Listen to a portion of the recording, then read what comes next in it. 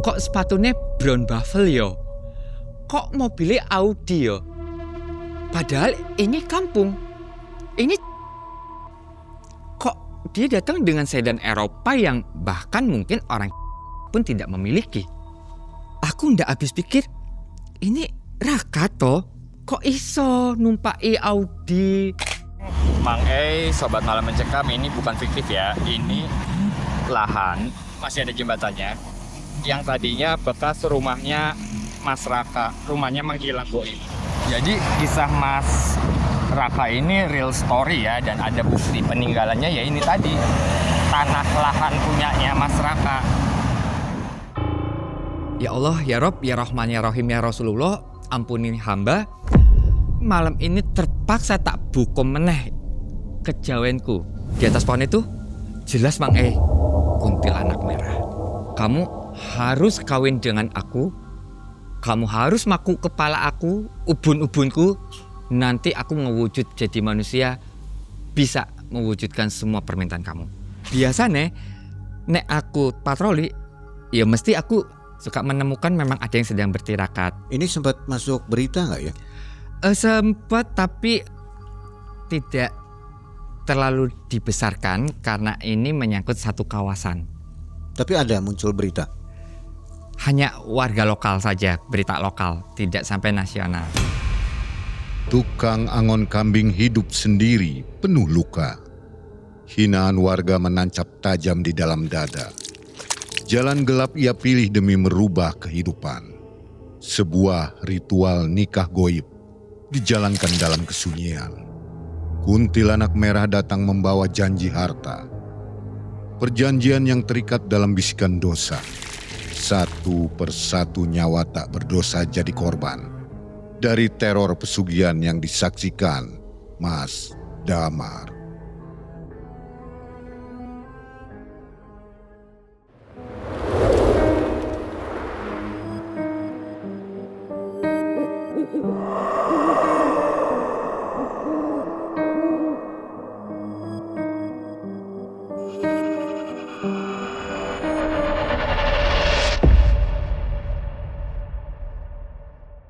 Assalamualaikum warahmatullahi wabarakatuh. Waalaikumsalam warahmatullahi wabarakatuh.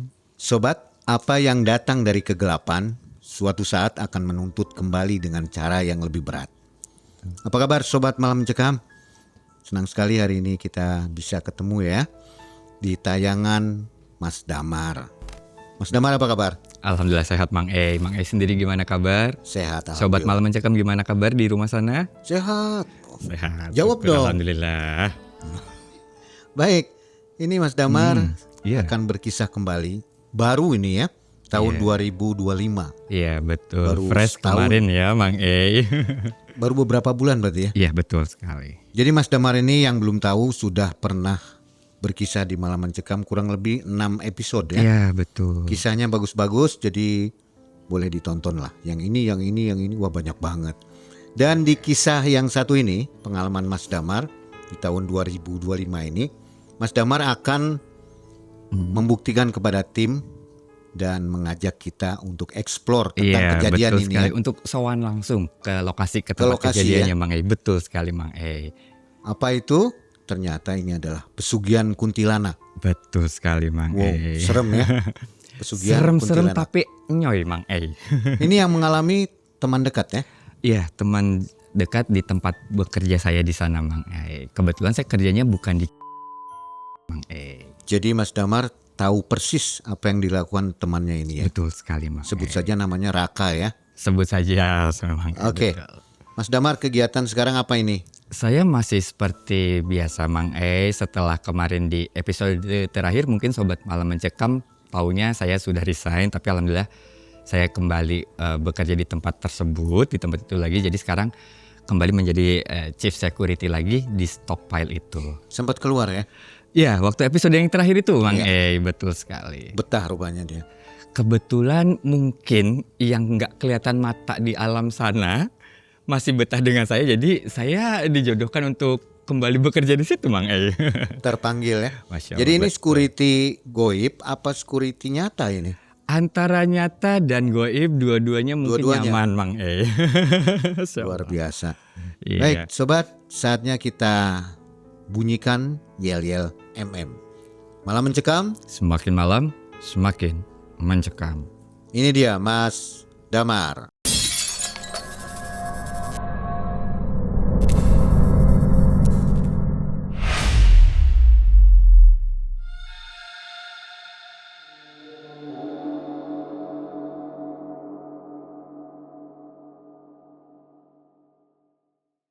Jadi ceritanya begini, Bang E dan Sobat Malam Mencekam. Setelah saya resign di bulan Oktober itu, selang beberapa hari saya dijemput kembali oleh owner stockpile-nya itu. Saya dijemput kembali dan akhirnya setelah ada obrolan, saya mempertanyakan satu hal Mang E ke beliau. Saya bukan mempertanyakan kenaikan gaji, saya juga tidak mempertanyakan tentang fasilitas bekerja, tapi saya bertanya kepada owner stockpile tersebut, kenapa Bapak susah payah datang ke rumah saya dan menjemput?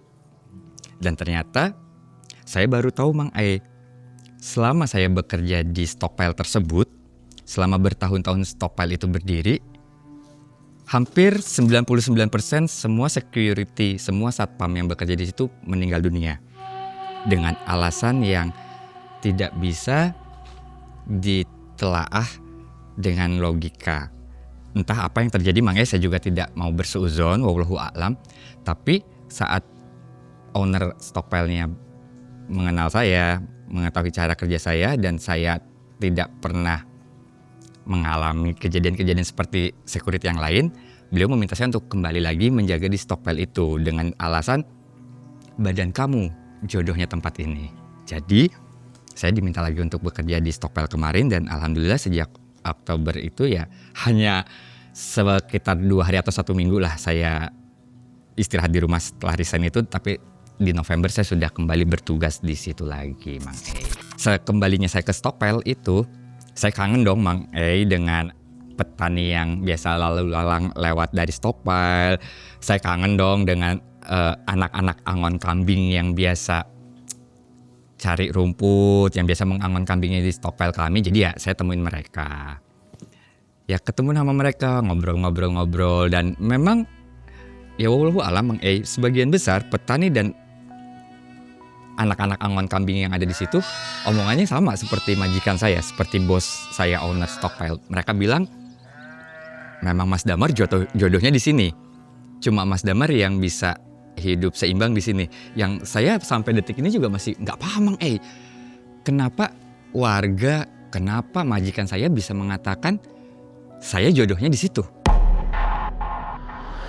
Dan kenapa juga wallahu a'lam dari semua security yang pernah bekerja di stockpile kami itu, di tempat saya bekerja itu, cuma saya yang belum terjadi apa-apa atau belum kehilangan nyawa.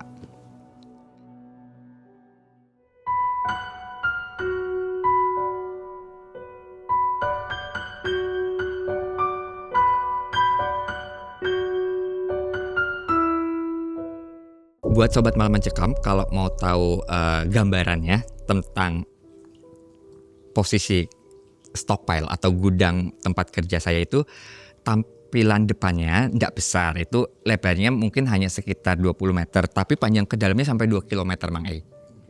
2 km.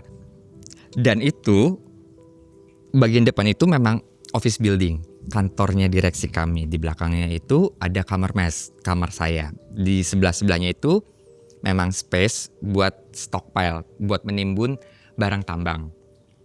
Setelah itu makin ke belakang, di situ ada pohon tua. Menurut warga tempat saya bekerja yang memang mereka pelaku ritual, mereka bilang memang pohon tua itu adalah gerbang, batasan antara dunia nyata dengan dunia gaib. Batasan yang tipis banget.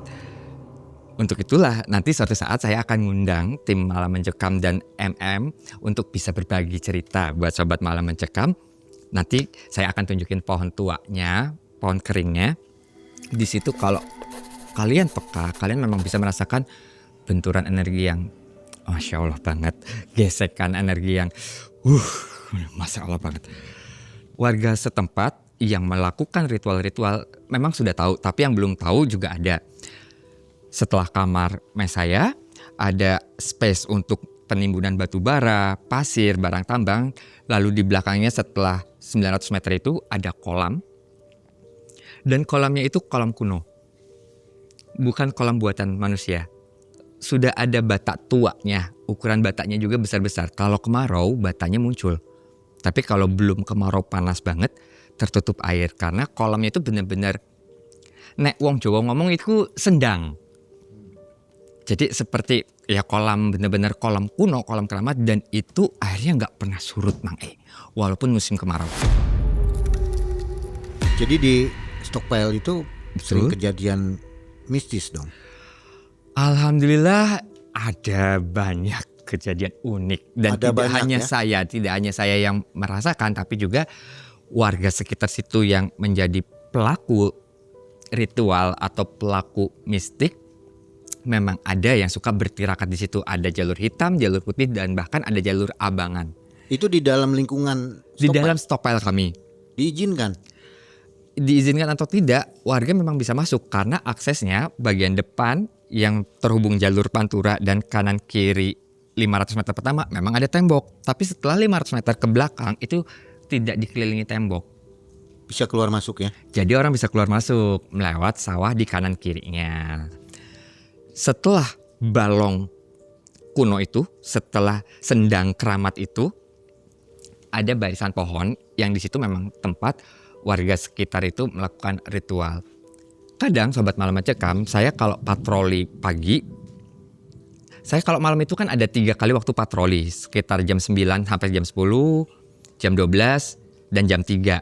Itu saya patroli itu tidak menemukan apa-apa. Mungkin mata saya ditutup, disirep, sehingga saya nggak bisa ngelihat orang yang melakukan ritual. Tapi paginya, Mang E dan sobat malam mencekam, setiap saya patroli pagi di stockpile, mesti nek hari-hari tertentu, terlebih lagi kalau Sabtu Legi, kalau Jumat Kliwon, itu mesti aku nemuin bekase kembang 7 rupo, yo bekase menyan, bakar yo bekase hio, mesti banyak bekas-bekas orang melakukan ritual.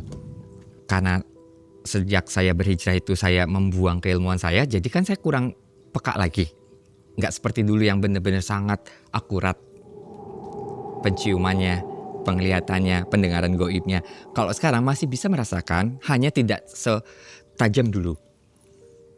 Dan untuk orang yang tingkatan keilmuan dan keismuannya lebih tinggi, memang saya bisa disirep. Saya bisa dibuat tidak melihat atau tidak merasa benturan energi. Saya bekerja lagi dengan keseharian saya. Dan ada satu tukang angon. Maaf kalau bahasa saya kurang sopan, Mang E, karena kami terbiasa untuk bilangnya tukang ya. Jadi kita sebut saja tukang angon. Tukang angon yang sebut saja namanya Raka ini, itu paling dekat sama saya. Saya tahu Raka itu tukang angon yang paling gak pernah lewat satu hari pun dia paling rajin. Tiap hari dia mesti nyari rumput. Karena itu saya dekat sama Raka. Dan buat sobat malam mencekam semua ketahui, Raka itu bukan siapa-siapa. Dalam arti gini, dia hidup di situ, Mang E, benar-benar seorang diri. Dia yatim piatu, nggak punya sanak family, nggak punya ibu bapak. Jadi yang dia punya itu hanya majikan angon kambing.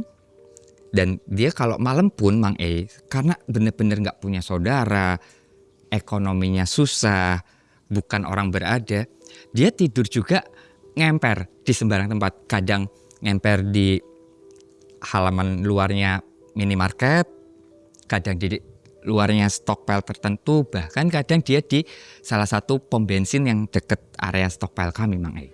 Umuran berapa itu? Masih muda, anaknya masih muda sekali, Mang E. Baru kalau tebakan saya sekitar 25-26an.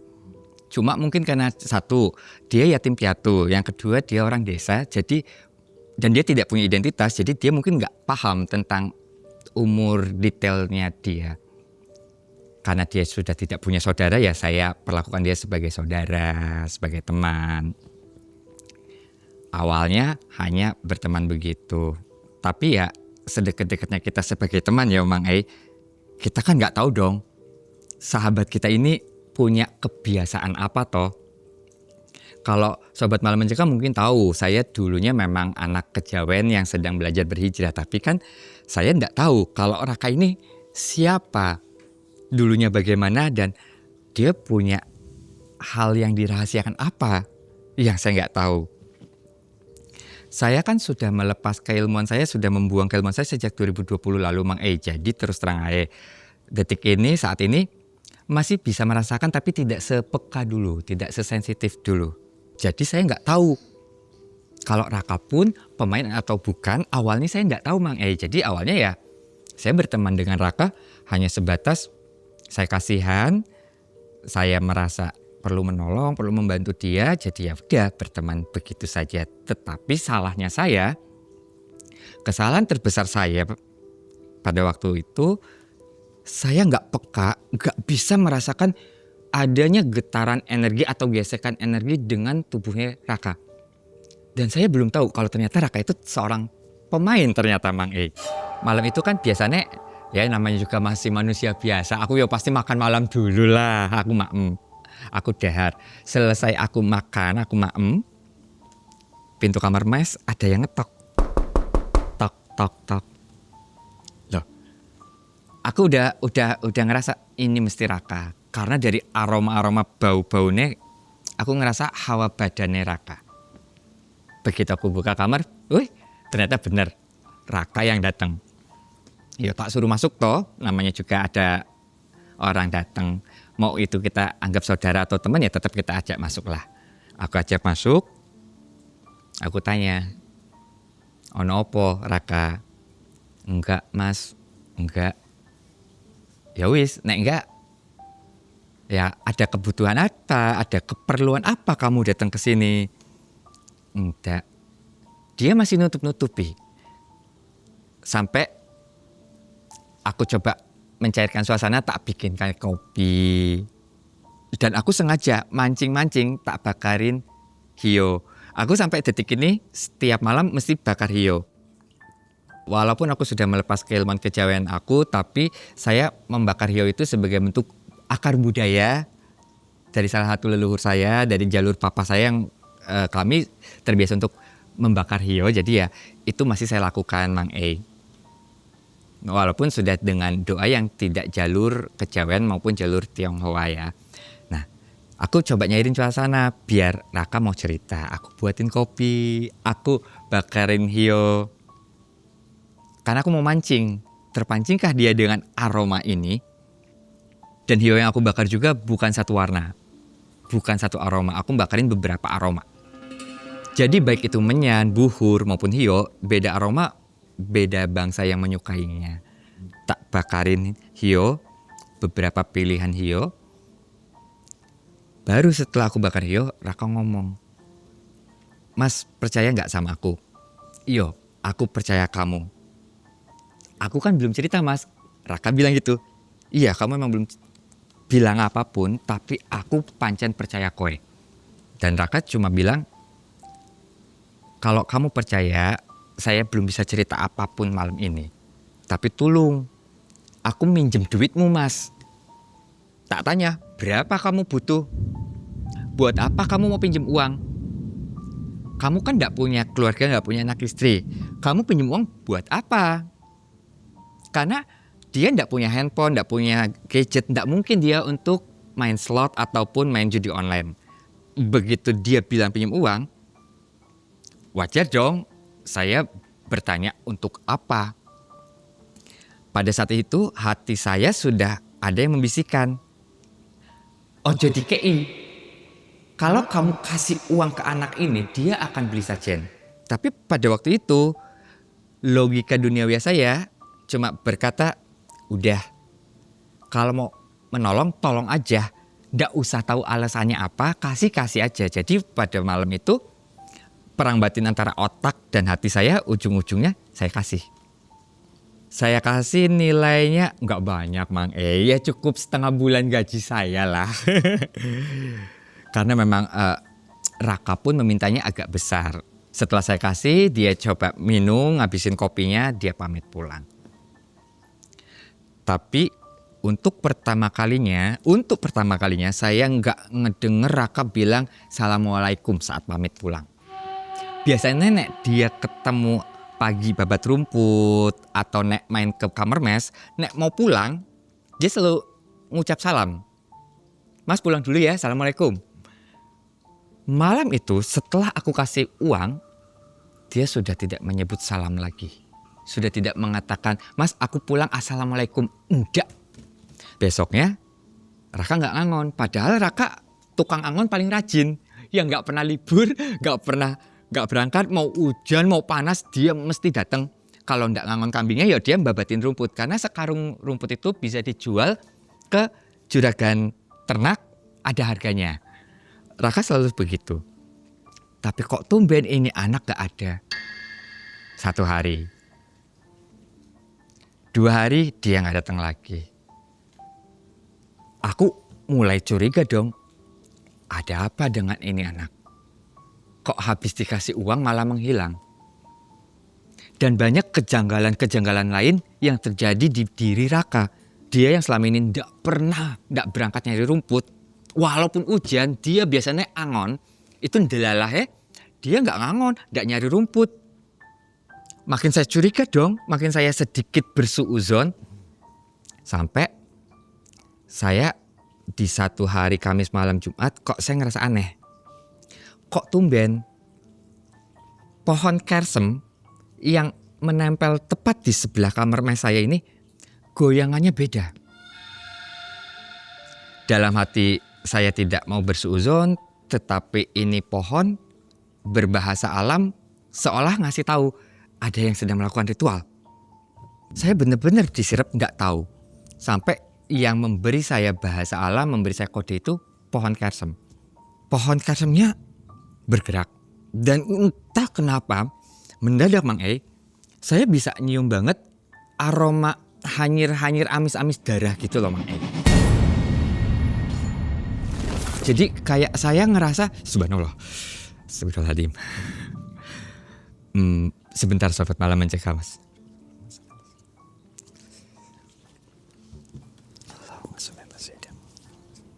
Tadi itu interaksi. Iya. Alhamdulillah tadi ada yang datang yang menyambat dari sana ke sini Mang E. Apa? Menyampaikan sesuatu?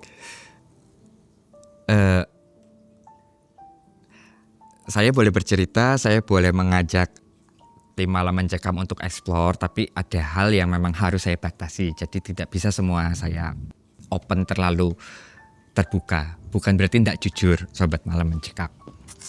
Karena sejak saya melepas keilmuan itu kan saya sedikit kurang peka Mang E. Saya nggak tahu kalau ternyata di Kamis itu pohon kersem alam memberi saya kode bahwa Raka sedang melakukan ritual di stockpile, tapi saya benar-benar nggak paham karena mata saya disiwerkan, mata saya ditutup untuk saya bisa mencium aroma ada yang sedang tirakat.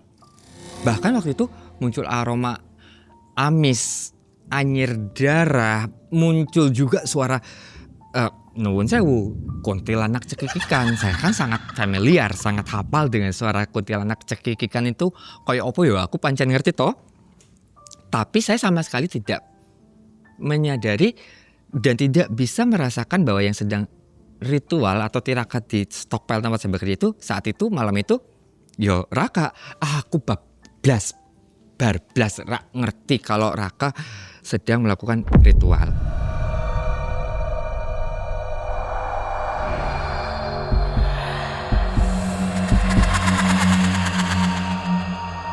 Dan biasanya jam 9, jam 12, jam 3 malam kan aku pasti patroli keliling sampai ke area paling belakang. Dilalahnya malam itu gak tahu kenapa ngopi udah, nyemil udah, tapi kok kayak saya yang lemes gak punya tenaga untuk jalan. Logikanya kalau itu sudah rutinitas saya lakukan setiap hari mestinya yo kuat-kuat aja toh. Karena itu kan sudah rutin. Ngopi udah, nyemil udah, makan malam sudah. Ning gak tahu kenapa Kamis itu kaki saya seolah bener-bener mau ngelangkah aja tuh berat banget. Bahkan saya sudah di luar kamar mes, saya udah pakai sepatu boot safety. Saya sudah pakai helm safety, sudah mengganti dari topi biasa menjadi helm safety, sudah pakai senter. Tapi enggak tahu kenapa, seolah koyok kakiku itu ada yang ngiket wis raksa patroli. Jadi saya benar-benar nggak tahu kalau malam itu ada apakah gerangan di belakang stockpile, ada siapakah yang sedang bertirakat, saya benar-benar nggak tahu. Biasanya nek aku patroli, ya mesti aku suka menemukan memang ada yang sedang bertirakat. Dan nanti kalau Sobat Malam Mencekam penasaran, saya punya rekaman salah satu pelaku ritual yang pernah saya dokumentasikan dan sudah saya kirimkan ke tim Malam Mencekam. Nanti Sobat Malam Mencekam bisa lihat di situ ya.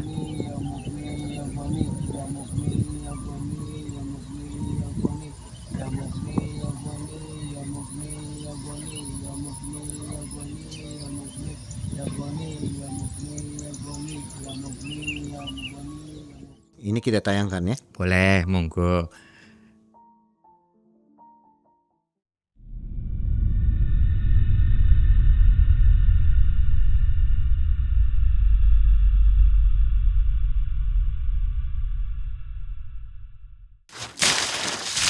Permisi, paket Oh, atas iya. nama Mas Damar ya? Ya, betul. Saya izin foto dulu ya, Mas. Ya.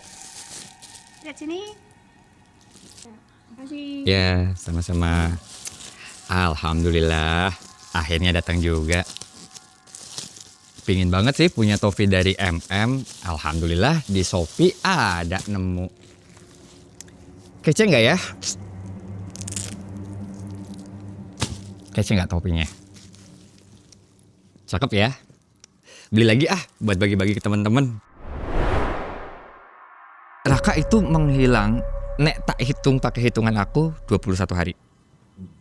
Aku bener-bener nyoba nyari tahu tapi seolah bener-bener ditutupin dan akhirnya dia masih nggak datang. Terpaksa, walaupun saya sudah melepas keilmuan saya karena bentuk penasaran, karena bentuk kecurigaan, karena bentuk kita sayang sama orang yang wis dianggap sedulur dan dianggap keluarga. Terpaksa malam itu saya nyambat, saya hadoroh, tapi saya pakai nggak hanya jalur Islam.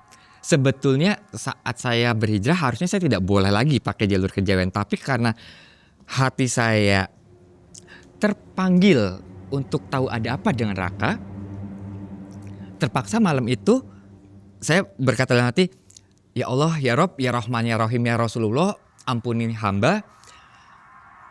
Kula nyuwun pangapurane, malam ini terpaksa tak bukom meneh kejawenku.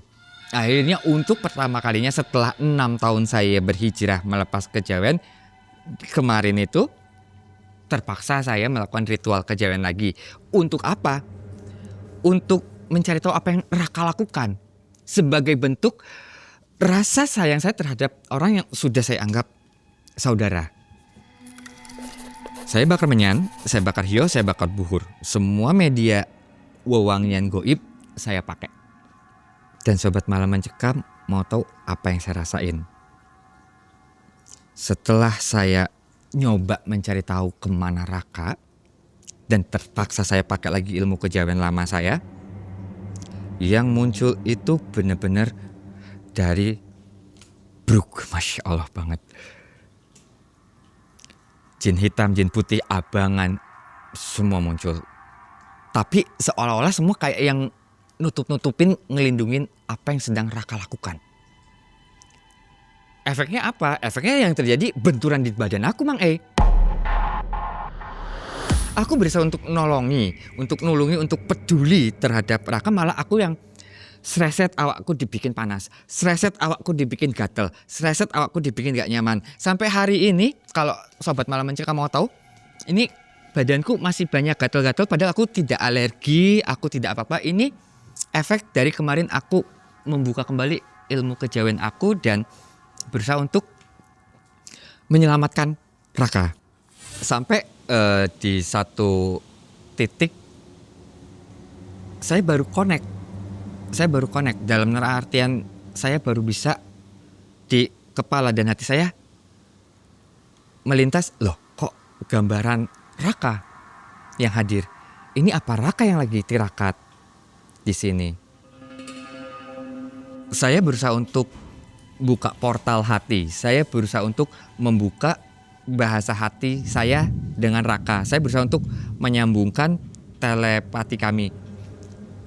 Tapi seolah-olah itu ada yang menghalangi, seolah-olah ditutup. Tapi mata saya sudah bisa melihat ada kehadiran Raka di belakang stockpile.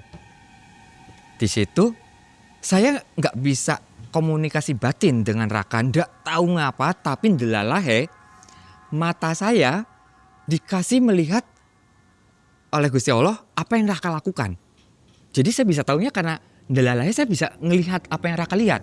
Nah, saya nggak tahu tuh, nek malam itu Rakalah yang lagi tirakat. Raka datang ke pohon itu. Dia memberi salam.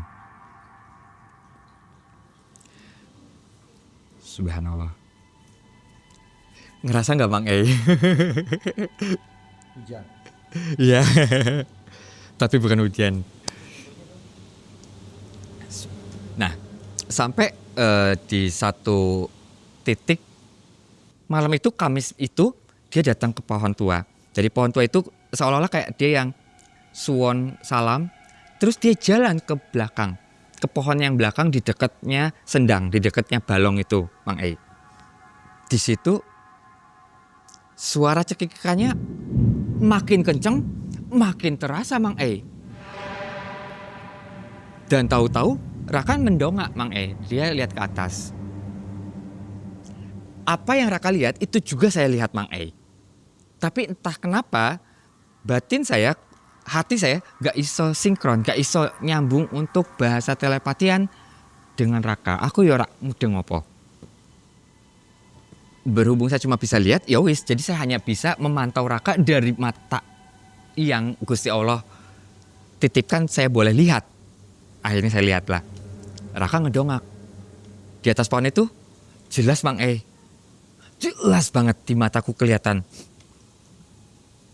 Mang E mau tahu wujudnya apa? Awalnya wujudnya mukanya nyeremin, matanya merah. Bajunya putih, rambutnya panjang tapi banyak darah. Kuntilanak abang, Mang E. Kuntilanak merah.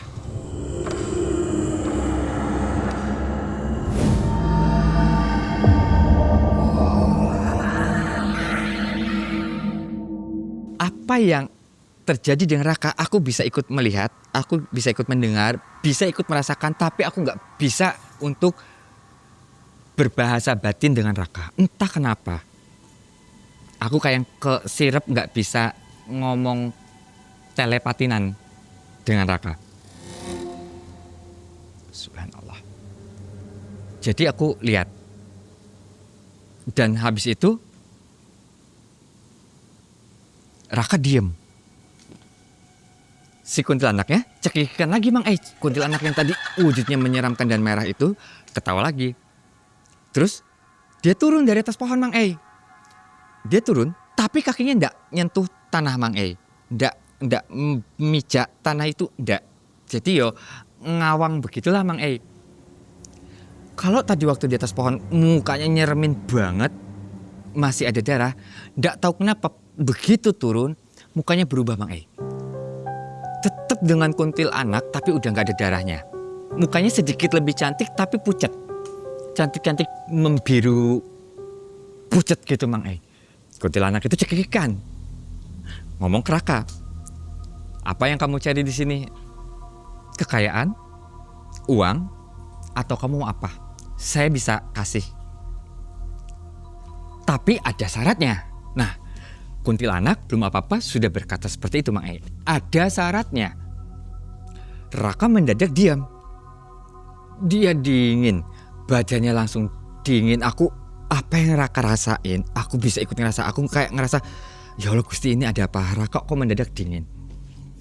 Aku gak paham apa yang terjadi sama Raka sampai Raka ngejawab, aku pengen sugih. Lalu kuntilanak itu cekikin lagi, Mang E. Seolah-olah dia ketawa ngenyek seperti menghina Raka. Ya ketawanya kuntilanak ya tuh, hihihi, ngono lah. hihihi gitulah. Subhanallah. Sampai Raka nanya lagi, carane kepiye, syaratnya apa, maharnya gimana. Raka nanya gitu. Terus kuntilanak itu cekikikan lagi, Mang. Ya namanya juga kuntilanak, dia sudah terbiasa cekikikan toh. Si kuntilanak itu bilang, syaratnya gampang, cuma 2. 1, setiap aku lapar, aku minta nyawa 1 kecil atau balita di bawah 5 tahun.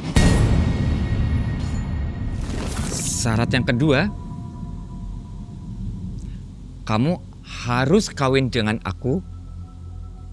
Kamu harus maku kepala aku, ubun-ubunku. Nanti aku mewujud jadi manusia, bisa mewujudkan semua permintaan kamu. Kuntilanak itu ngasih syaratnya 2, Mang tapi berat. Raka diem dong.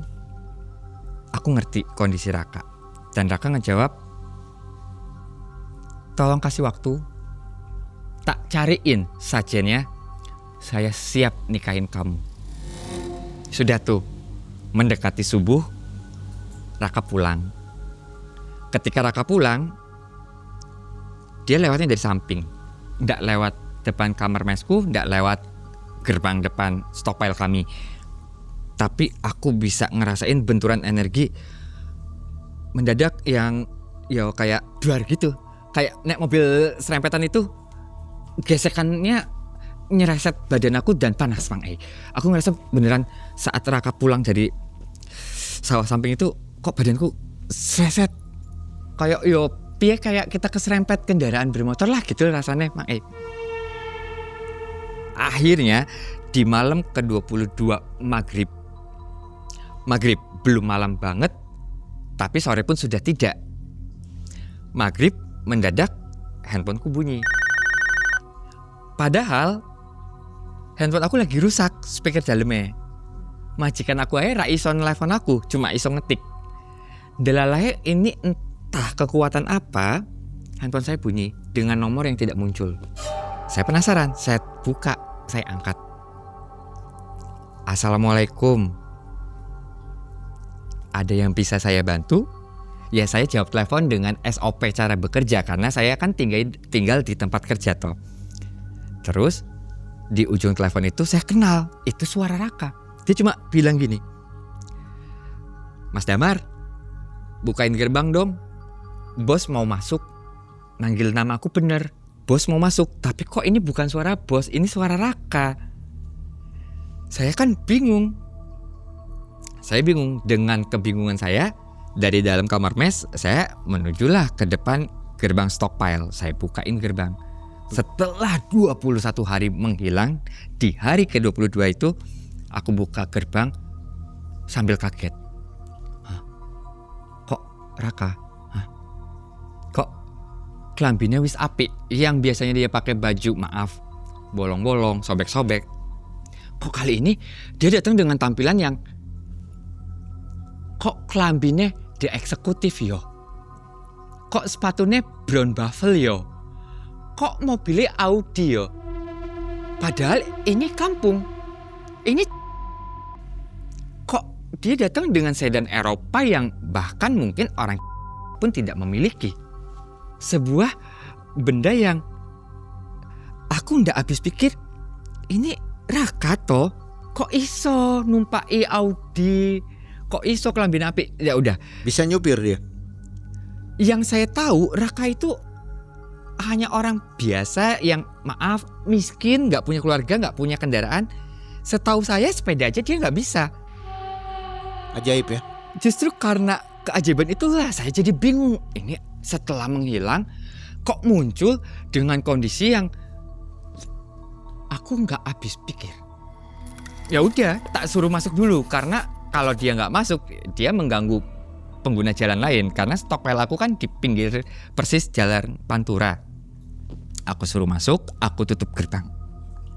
Dia sengaja parkir persis di depan pintu kamar mes aku, kayak yang mau menunjukkan sesuatu gitu. Terus dia bilang, Mas Damar, Coba buka bagasiku. Dengan semua kebingungan, dengan semua tanda tanya, yo tak buka bagasinya. Begitu aku buka, subhanallah, yang aku lihat gak pernah aku lihat. Bahkan dulu saat saya melakukan keilmuan kejawen pun, atau bapak saya melakukan keilmuan pun, saya belum pernah melihat emas batangan dengan peti seperti itu, uang dengan tas sebesar itu. Saya baru melihat malam itu, dan itu ada dibawa oleh Raka.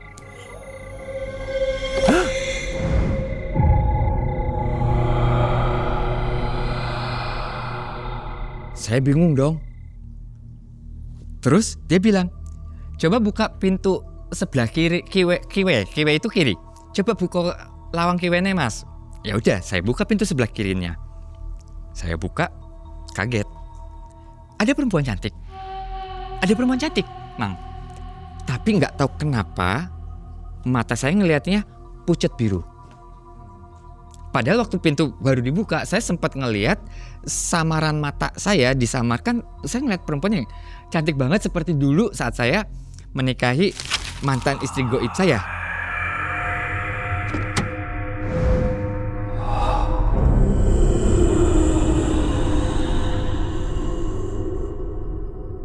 Kok cantik banget, tapi di detik berikutnya mata saya terbuka, loh kok biru pucat, dan diem aja tidak berkata-kata apapun. Ya udah, saya persilahkan masuklah ke kamar mes. Sampai di kamar mes, mungkin terjadi benturan energi antara isi kamar saya yang ada Quran dengan istrinya Raka ini. Raka bilang, Mas Damar, aku boleh minta tolong nggak apa? Kitabnya Mas Damar tolong ditaruh dulu di tempat yang tertutup. Quranku, Al-Quran yang sedang saya baca itu disuruh untuk disimpan dulu atau tertutup. Di situ saya makin curiga dong, ini ada apa? Kenapa sebuah Quran pun tidak boleh terbuka, tidak boleh terletak ditaruh di atas meja? Iki rompo. Disitulah saya makin yakin, ini istrinya mesti bangsa lain. Akhirnya hati dan logika saya sinkron bahwa saya meyakini itu bangsa lain, bukan perempuan biasa. Di situ Raka cerita, maaf ya udah nyusahin, maaf ya aku ngilang. Tak tanya, kamu pergi kemana? Dia nutup-nutupin, adalah aku ke suatu tempat. Awalnya dia nutup-nutupin, tapi kan malamnya kan Gusti Allah sudah maringi aku bisa melihat apa yang dia lakukan. Terus tak bilang, kamu boleh bohongin aku, kamu boleh gak percaya aku, tapi Gusti Allah punya caranya untuk ngasih tahu aku. Tak bilang gitu. Raka tetap masih menyembunyikan. Kamu benar gak mau cerita. Nek kamu cerita, mbok menawa aku iso bantu kamu. Tapi nek memang kamu gak mau cerita, ya wis, ojo salahkan aku yo nek ono ciloko nang awakmu. Dan itu satu-satunya kalimat perkataan saya yang saya sesali, Mang E. Saya nyesel sudah berkata begitu. Saya nyesel ngomong begitu karena apa? Pada akhirnya itu menjadi akhir yang tidak enak buat Raka di akhir nanti. Dalam hatiku, ya wis, aku tak lihat sekuat apa kamu merahasiakan sesuatu dari aku, padahal aku sudah merasakan apa yang kamu kerjakan, apa yang kamu lakukan.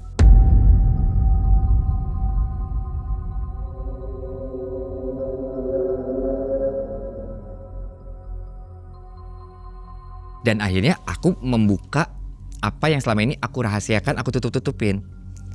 Raka, tolong jawab jujur. Aku tahu kamu tirakat toh di stockpile belakang. Saya bilang gitu. Raka cuma bisa nunduk, diem, tidak mengiyakan, tapi tidak membantah juga. Terus aku tekan terus, aku tanya, kowe entok duit sokondi? Kowe tirakat nang ndi? Apa sing kowe lakukan? Saya push dia untuk bercerita, untuk mengatakan opo yang dia lakukan, opo yang terjadi. Dan akhirnya dia menceritakan. Nuwun sewu ya Mas, aku rak jujur. Nek aku jujur, kowe pasti ngelarang aku. Ya aku pasti ngelarang, nek itu membahayakan nyawamu. Dan Raka menceritakan, ternyata dia habis kawin dengan kuntil anak abang itu. Saya tanya ke Raka, prosesi ritualnya gimana? Hal apa yang kamu lakukan? Raka bilang, awalnya setelah dapat uang besoknya dia belanja gagak hitam. Dia cari kantil kuning. Kantil kuning loh ya, bukan kantil putih. Biasanya nek untuk manusia menikah itu kan kantil putih. Ini yang dia cari kantil kuning. Bukan kenanga loh, kantil kuning. Kantil kuning, gagak hitam, darah ayam cemani hitam. Jadi darahnya memang hitam. Semua yang serba hitam. Kembang 7 rupa, kain kafan, berikut tali pocongnya, bukan dari toko, tapi dari kuburan gali. Dan ternyata memang sajen yang dia beli juga bukan benda-benda yang mudah didapat. Jadi memang dia membutuhkan uang yang besar untuk bisa pesugihan kawin kuntilanak abang itu. Nah, lalu aku tanya, ritualnya gimana? Ritualnya awalnya saya ke stockpile belakang, tapi saya malu sama Mas Damar. Jadi saya minta kuntilanak itu ngelindungin saya, nutup mata Mas Damar. Pantesan aku rak iso merasakan, rak iso peka, tapi bisa mencium bau dia. Ternyata memang dia ada di situ. Raka bilang, diawali dengan di pohon tua mati, dia masih pakai kafan. Habis itu dia diajak jalan ke sendang, ke kolam yang di belakang stockpile. Di situ dia seperti dimandikan, dia seperti dibersihkan. Dan ada satu hal yang aku nggak paham.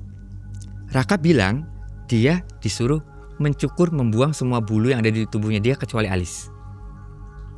Dia melakukan itu. Setelah itu dia ke paling belakang di pohon pete yang berjejer itu, dia tirakat. Setelah membaca amalannya, tepat sebelum subuh muncul paku emas itu yang dia tancapkan di ubun-ubun kuntil anak itu. Dan sejak itu Raka pindah alam untuk nikah di alam sana.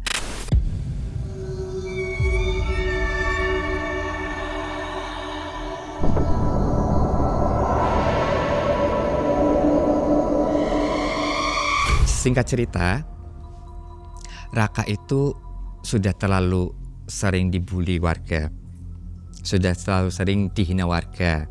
Sekarang siapa sih ya Sobat Malam Mencekam orang yang yatim piatu, nggak punya keluarga, nggak punya rumah, nggak dibully masyarakat itu kan nggak mungkin ya. Pasti akan jadi objek pembuliannya warga umum.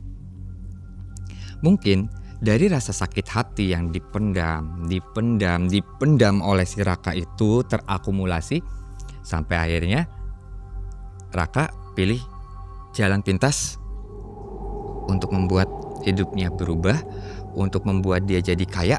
Tapi saya sebagai temannya, saya sebagai sahabatnya, katakanlah yang sudah seperti saudara, kesalahannya saya tidak bisa peka untuk merasakan.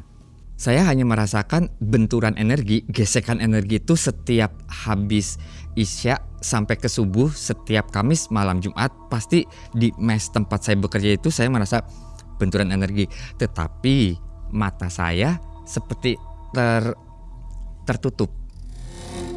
Seperti ada yang membentengi untuk saya tidak melihat apapun. Dan ternyata Mas Raka itu dia melakukan ritualnya di stockpile tempat saya bekerja, tetapi saya nggak pernah sadar Mang Ei karena mata saya mungkin selalu ditutup. Dan saya nggak tahu bahwa ternyata Raka itu biasa tirakat di yang paling ujung. Jadi stockpile tempat saya bekerja itu makin ke ujung, makin ke akhir itu makin angker.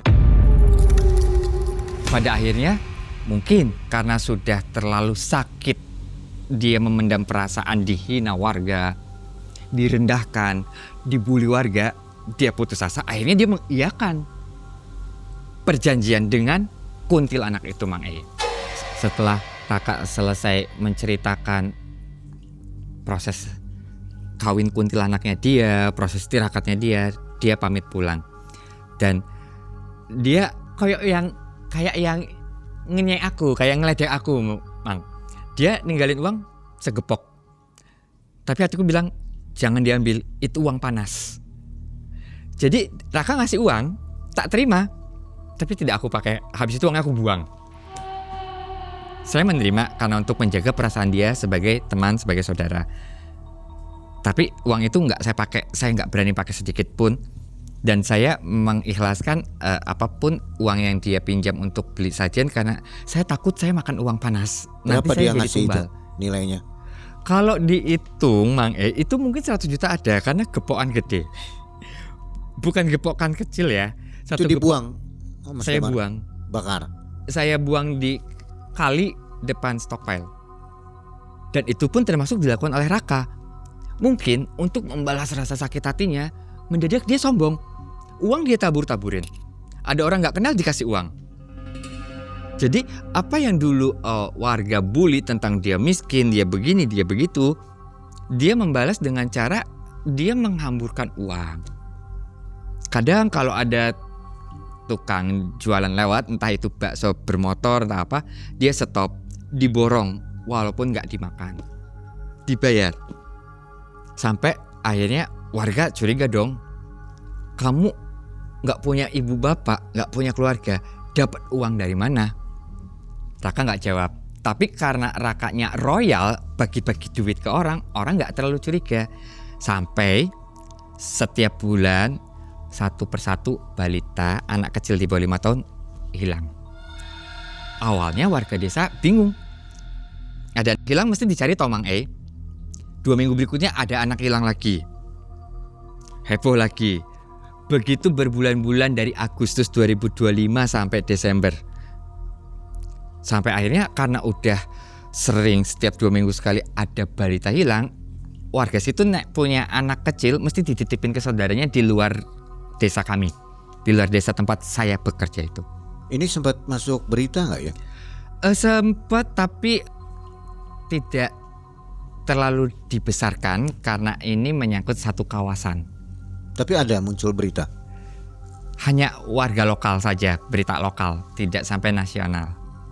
Satu persatu, setiap 2 minggu sekali, anak kecil opo balita di bawah 5 tahun mesti hilang, mesti meninggal. Kalaupun ada wujudnya, tapi meninggal.